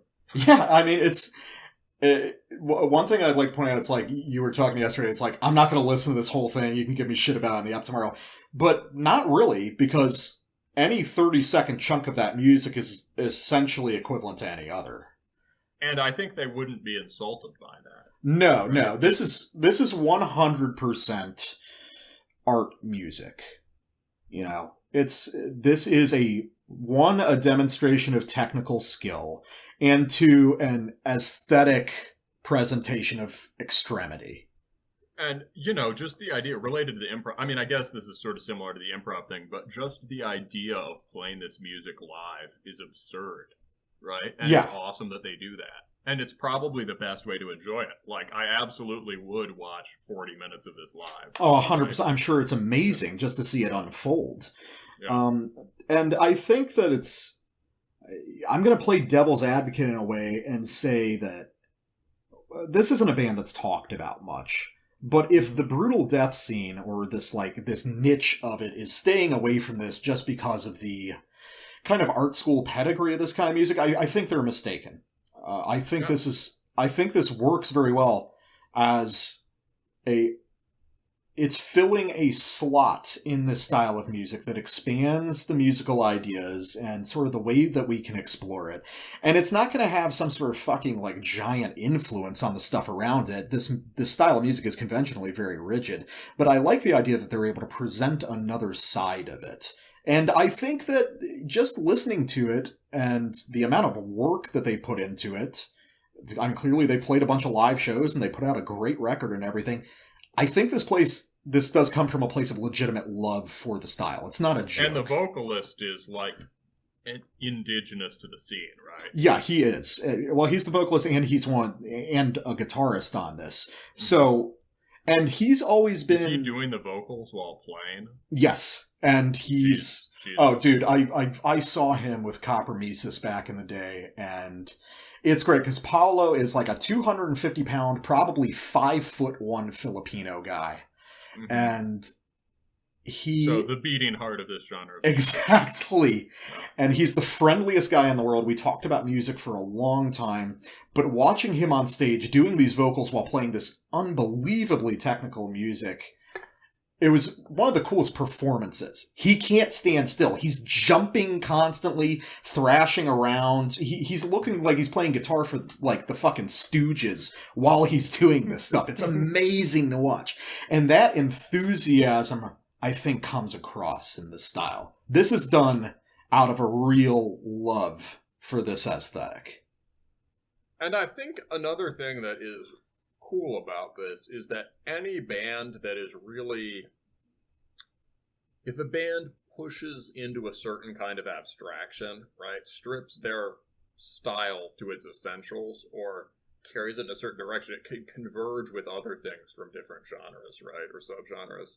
Yeah. And so, like, this, right, this has a deliberately monolithic feel, right? It's almost less a process, right? Most music's a process. Melody-driven music or even rhythm-driven music is process-oriented. Yeah. This is like an object.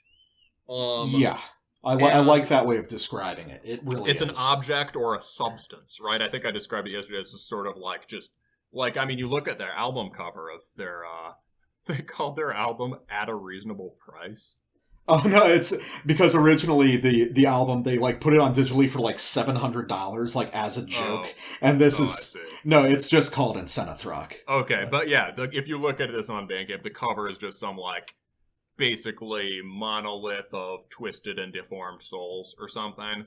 Yeah, and it's almost like this viscous evil substance that you can just dip into at a certain point, and it will always have the same consistency.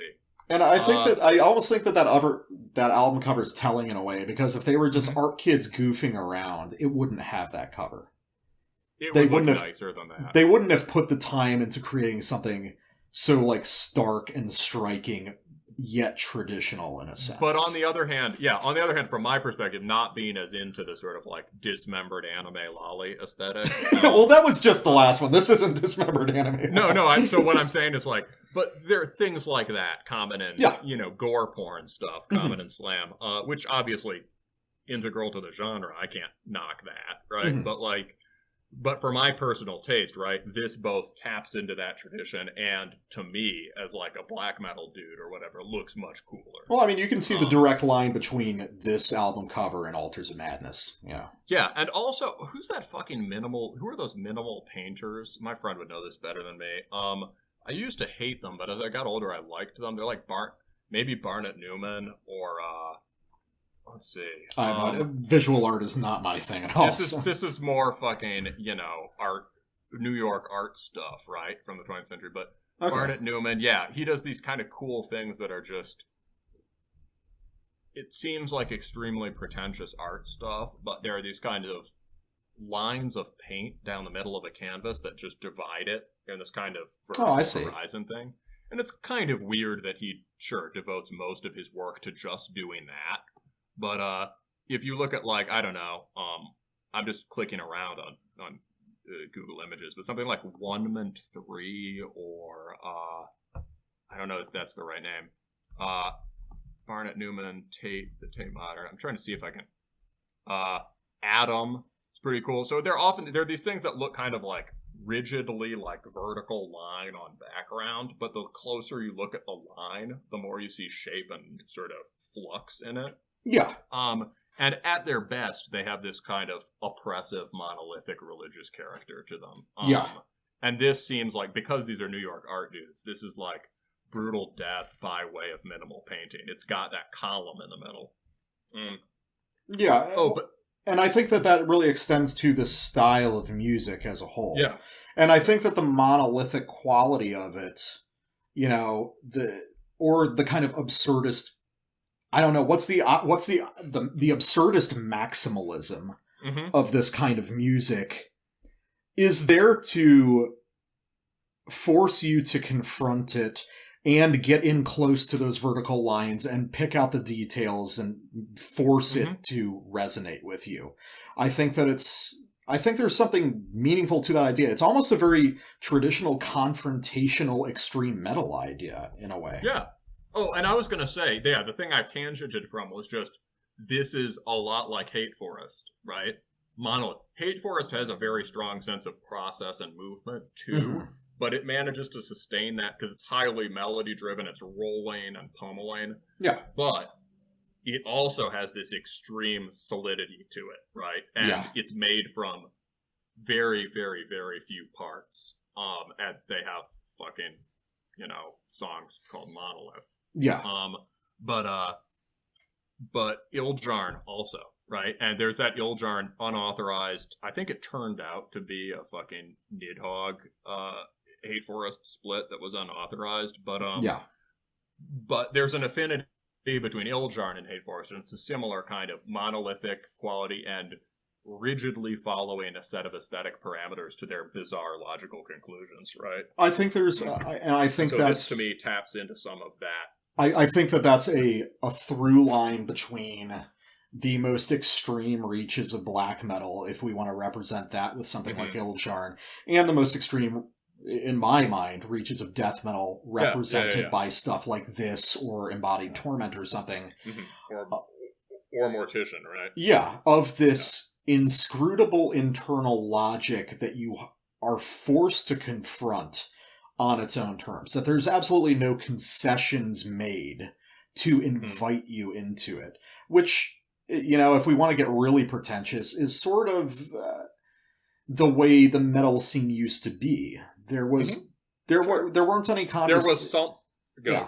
Oh, just there weren't any conversations about like accessibility or, you know, getting people into the scene. It just was there. It was this entity that you chose to take part in or not. You know, and if you didn't fit, people would make you very fucking aware. They wouldn't expand the reaches of the scene for you. It was a very exclusionary scene, and this is kind of an exclusionary type of music in a sense. It's almost, I mean, it's sort of, it's inhuman, right? That's, that quality is a thing that people used to use to describe black metal aesthetically. That was very important to it, was this quality of inhumanity.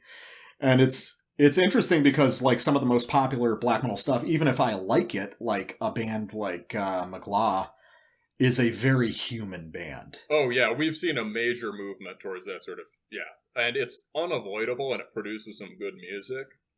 But, you know, the challenge is, and the challenge of a lot of early black and death metal, right, was it's inhuman music, but there's this sort of vitality. It's like an inhuman, you can hear the musicianship, right? You can hear pick slides, you can hear fingers on fretboards. It's extremely raw and impulsive, but it just doesn't sound like it's, like, the Encenathrakh is almost, it's not just inhuman, it's like inorganic, right? Yeah, it's just a force. It's like just kinetic energy. Yeah, and so, like, some of the early black metal, it has maybe more of an organic or animal quality to it, but it's definitely not human. Well, I think that's one of the reasons I'm so enthusiastic about the style, is because I've always been of kind of split minds when it comes to extreme metal, in that, on one hand, like, the aesthetic and the sort of emotional connection and some of the conceptual ideas of black metal have always appealed to me. But on a musical level, and the sort of ferocity and just like cruelty of some of the music, death metal has always been kind of more my speed. And then I think those ideas kind of come together in this like ultra brutal, just like, this is music ending. You know, there's an apocalyptic quality to a lot of this stuff. It's like, music is over. We're forcing it to fall apart in front of you. And it's so fucking weird and unsettling to listen to, in a sense. You want me to, can I go really pretentious? Oh yeah, go ahead. We're way down the rabbit hole right now. I think apocalypse also is, right, in the Judeo-Christian tradition, apocalypse is associated with the suspension of time. Yeah. I have some theological quarrels with notions like that, but, or like this notion of sort of absolute simultaneity, you might say, right? Which is interesting. And this... This is kind of like that, in a way. That's what I'm saying, It's kind of a... I don't even know if inverted apocalypse is the right term. It just is apocalyptic. I kind of want to expand on that, because it's almost like... Because Encenathrakh songs don't really have a meaningful beginning or end. They're just these fragments of everything happening at once. And more than not having beginning or end, there's no arc to them. There's no progression of ideas. It's just a sudden collapse. I think almost in the way that early grindcore bands wanted to present, but they just didn't have the ability to bring that alive in the way that some of these newer musicians do. I mean, it has that. I guess apocalypse has this quality of just like, it's a way of expressing what happens to time when sort of eternity just erupts in it, right? It's Yeah. here's time, and then it's like, here's eternity, or infinity, if you like, and it's sort of it's just how you express in a temporal way this ending of time, and that's a thing that relates it to these minimal paintings, which are so just also monolithic. Yeah, they've got that same tone of finality. And I think that's one of the things that always compelled me about these very extreme styles of death metal more than black metal.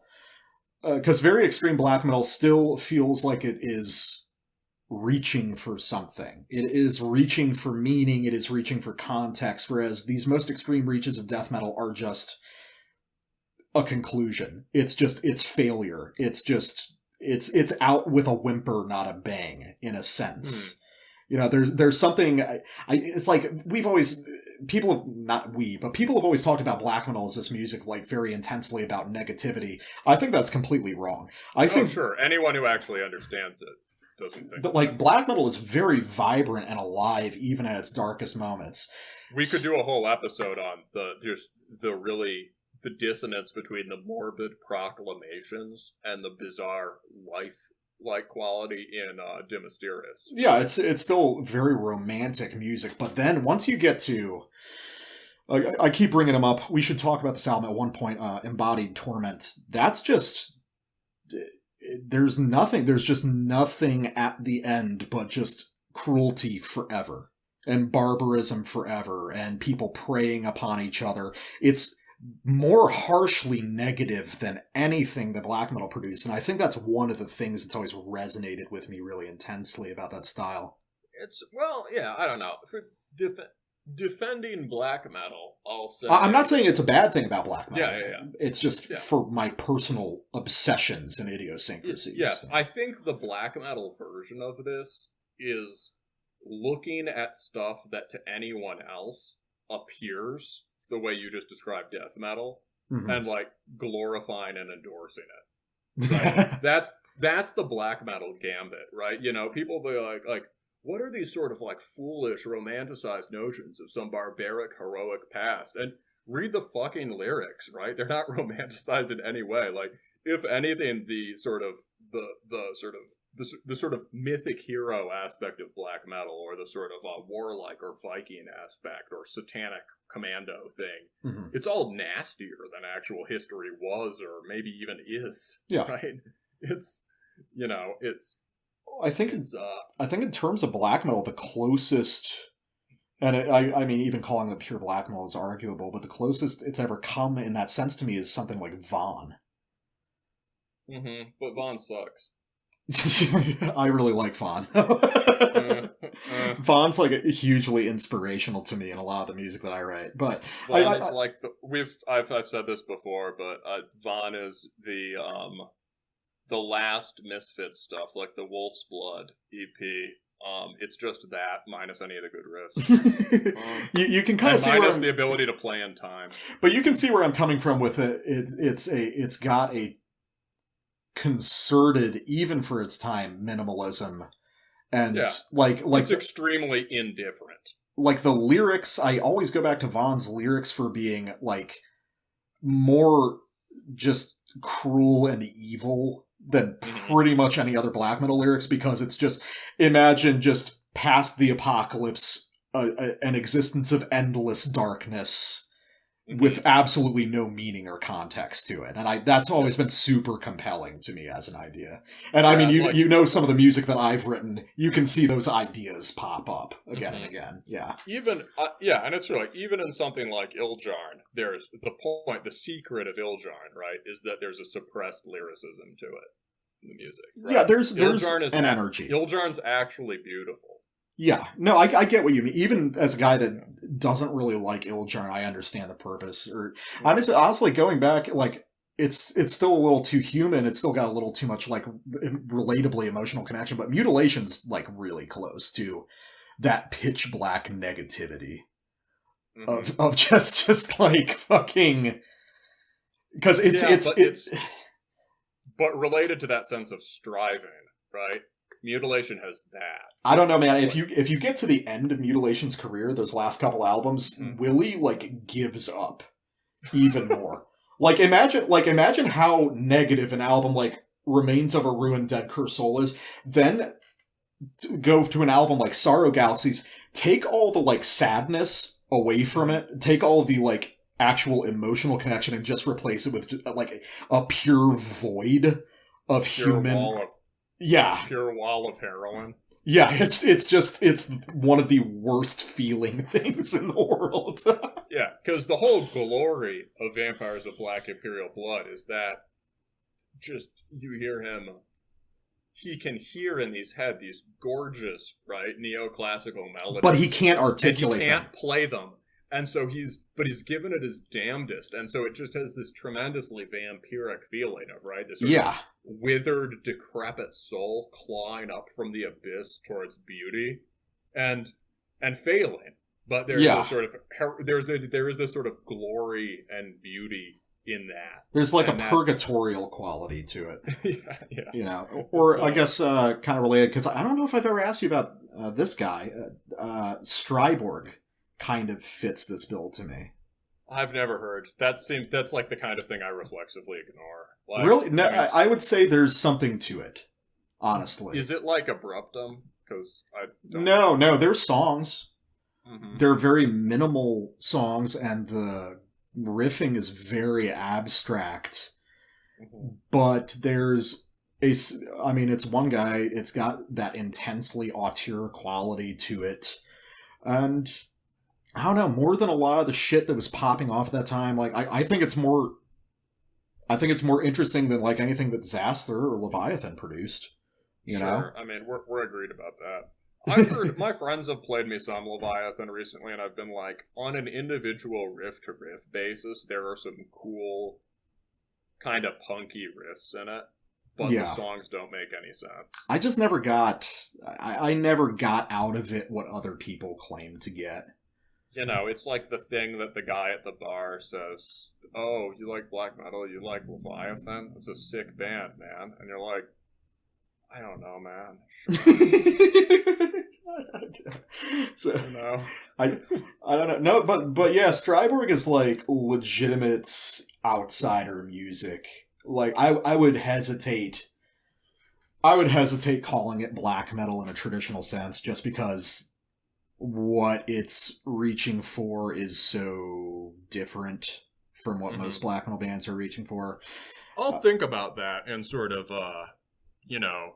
extreme inorganicity in black metal and see if I can think of anything else. But it definitely does have this sort of, I think, point of contact between the point of black metal's like at that point of contact between the inorganic and the organic. Yeah. And the sort of the life and death. It's not just death, it's how does life relate to death. Well, do you think that for black metal, kind of piercing the wall between those organic and inorganic sides might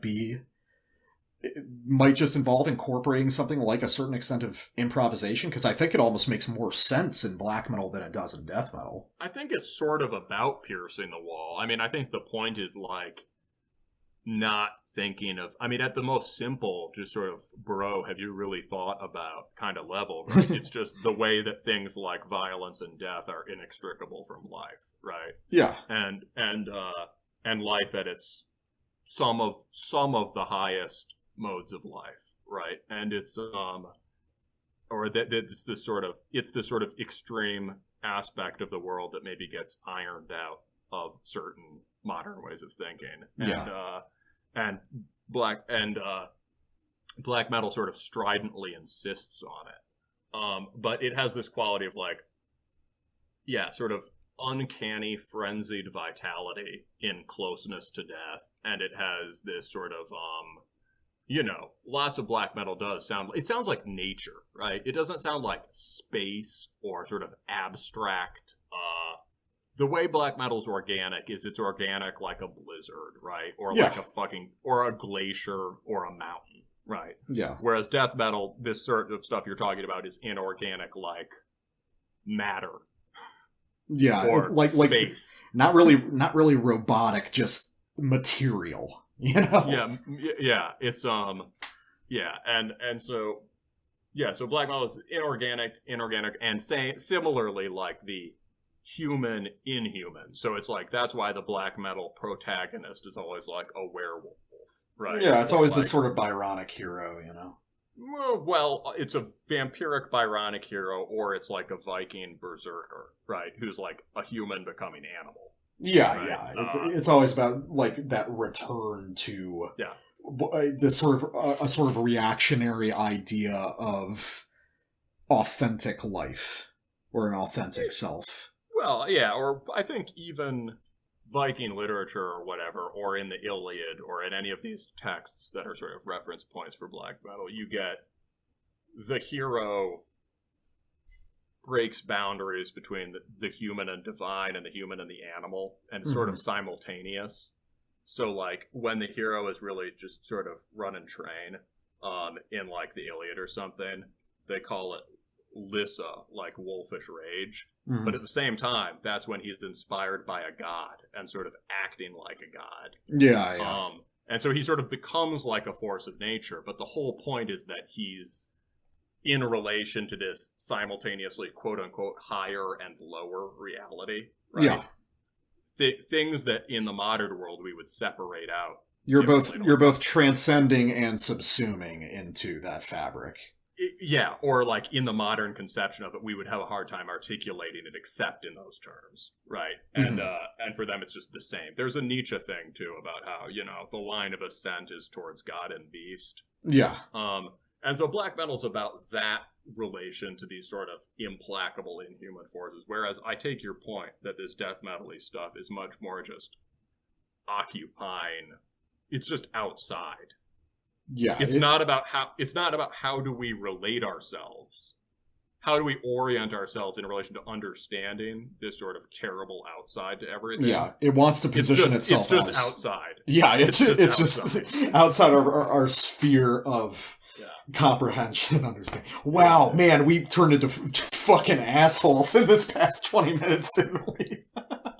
I think, you know, I mean, I basically, hey, I might change a few sentences or words, but I endorse it all. No, I endorse it all. Yeah, it's like, have you ever talked about death metal on weed before?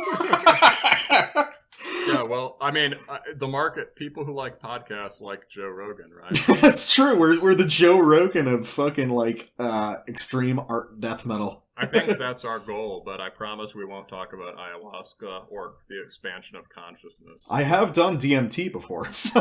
I would like to do DMT. What did you see? The problem was I did it with a guy. I was...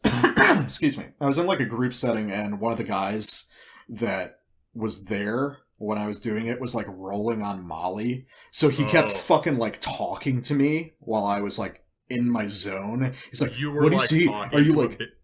Yeah, I was like trying to like just get in that space. I didn't like have like a breakthrough experience. It was very weird. But maybe it would have been more if I didn't have this fucking dipshit asking me what was going on. I'm trying to imagine you like having a sort of passionate conversation with a Byzantine icon of Christ. And this guy's just like, hey, bro, don't you ever feel like you're just really one with everything? I mean, like, honestly, the experience was like, the closest equivalent was, imagine like the most stoned you ever got when you were like an undergrad. And it was kind of similar to that with some added psychedelic effects. That sounds sort of unpleasant.